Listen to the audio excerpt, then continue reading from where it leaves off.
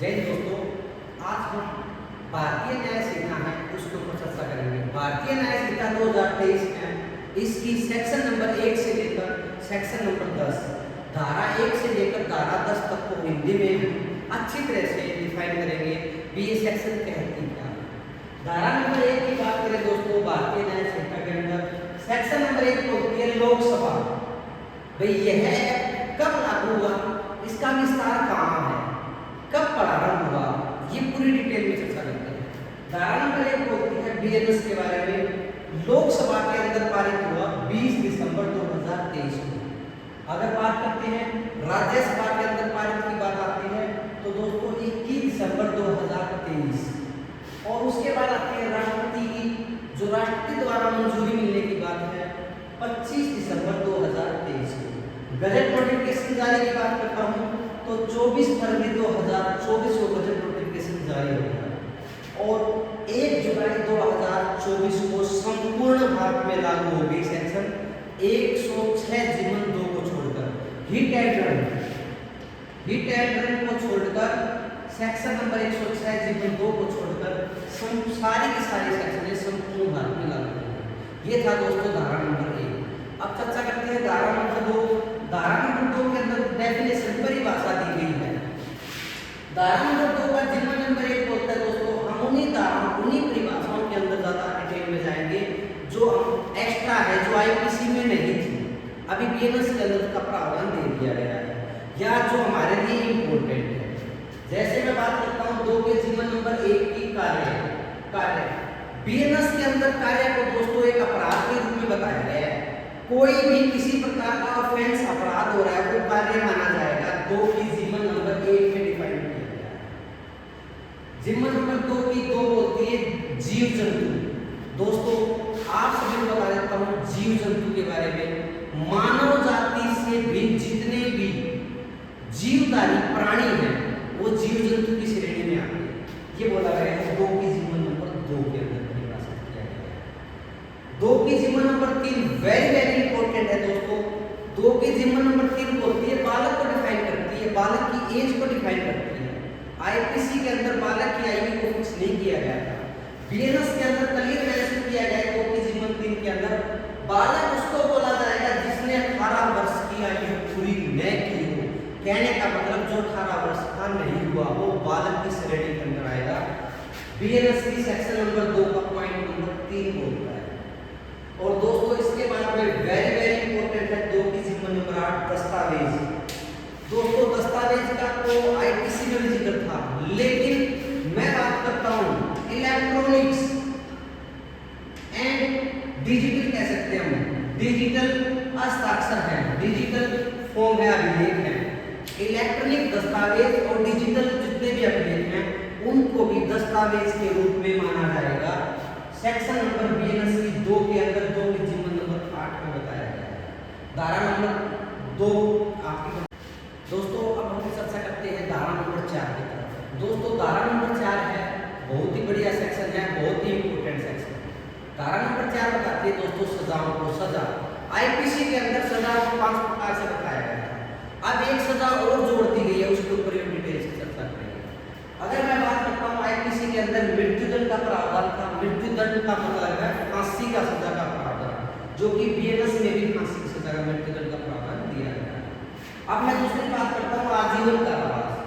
आजीवन कारावास दोस्तों बहुत से जवानों को डाउट रहता है आजीवन कारावास में और अन्य जो प्राकृतिक या अंतिम सांस तक की बात आती है उस कारावास के अंदर क्या फर्क रहेगा। दोस्तों मैं आपको क्लियर बताना चाहूंगा,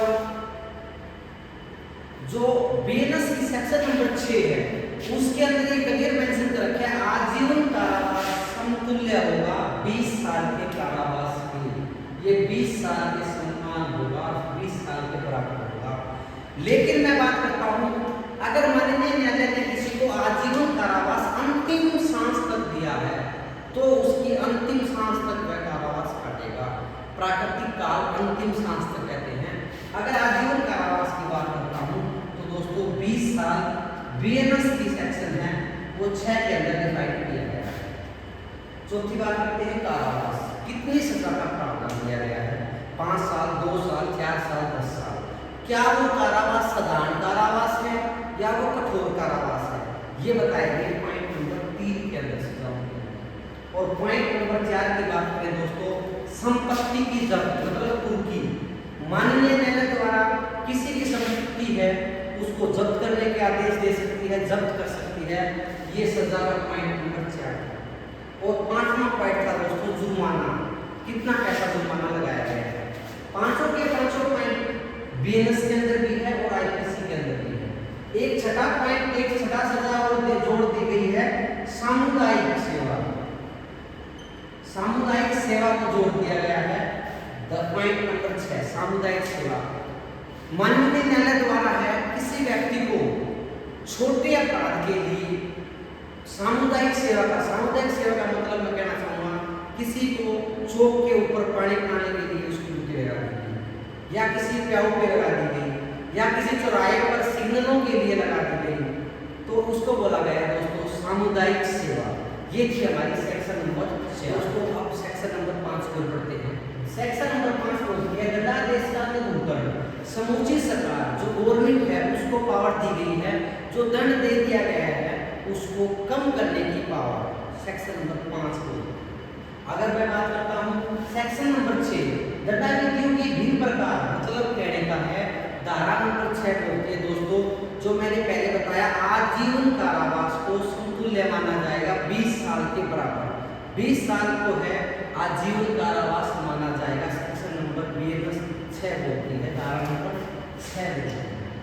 और धारा नंबर 7 की बात करते हैं न्यायालय की पावर। दोस्तों धारा नंबर 7 बोलती है न्यायालय की शक्ति है किस चीज की, अगर किसी सेक्शन के अंदर ऑफेंस किया गया है 7 वर्ष का कठोर कारावास या साधारण कारावास, तो न्यायालय के पास पावर है समय, सिचुएशन और कंडीशन को देखते हुए वह उसको साधारण कारावास भी कर सकती है और उसको कठोर कारावास भी कर सकती है। सेक्शन नंबर 7 के अंदर दिया गया है। इसी प्रकार जुर्माने का प्रावधान दिया गया है सेक्शन नंबर 8 में। अगर किसी धारा के अंदर जुर्माने का प्रावधान दे दिया गया 10,000 रुपये जुर्माना, 5,000 रुपये जुर्माना, 1 लाख रुपये जुर्माना, उन धाराओं को छोड़कर जहां ये बता देगा जुर्माना भी लगाया जाएगा, उन सेक्शनों के अंदर माननीय न्यायालय की पावर होगी उसको जुर्माना कितना पे किया जाएगा, वो भी दोस्तों यही है कंडीशन को देखते हुए। ये सेक्शन नंबर 8 बोलती है जुर्माना के बारे में शक्ति। और धारा नंबर 9 बोलती है अल्टरनेटिव पनिशमेंट। अल्टरनेटिव पनिशमेंट होती है वैकल्पिक दंड। अगर किसी व्यक्ति ने एक ऑफेंस किया है और साथ में दूसरा भी करता है, अल्टरनेटिव पनिशमेंट दोस्तों ये बोलती है जिस धारा में ज्यादा सजा का प्रावधान है वो सजा उस व्यक्ति को दी जाएगी जिसने जो अपराध किया है। धारा नंबर 9 बोलती है। और धारा नंबर 10 बोलती है दोस्तों अगर कोई व्यक्ति किसी अपराध के अंदर दोषी पाया जाता है लेकिन एक अन्य अपराध उसी समय या बाद में घटित हुआ है जिसमें उस व्यक्ति को संदेह है कि यह अपराधी है या नहीं, तो माननीय न्यायालय को यह बताया गया है उस व्यक्ति को जिस सजा के लिए उसमें संदेह है, जिस अपराध के लिए उसमें संदेह है, जिसके अंदर कम से कम, जैसे मान लीजिए उसकी कम से कम एक सजा तो उसको क्लियर है जिसमें वह अपराधी है, जिसमें 3 वर्ष की सजा का प्रावधान है, और दूसरा एक साथ में मर्डर भी हुआ जिसमें 20 वर्ष तक की सजा से लेकर आजीवन मृत्युदंड का प्रावधान दिया गया है, तो उस व्यक्ति को कम से कम 20 वर्ष है इसमें, तो 20 वर्ष तक की सजा का प्रावधान दिया जाएगा। सेक्शन नंबर 10 बोलती है। दोस्तों ये थी भारतीय न्याय संहिता की धारा नंबर 1 से धारा नंबर 10। कमेंट में बताना सही लगा हो तो आप लोग लाइक करें। Thank you. जय जय।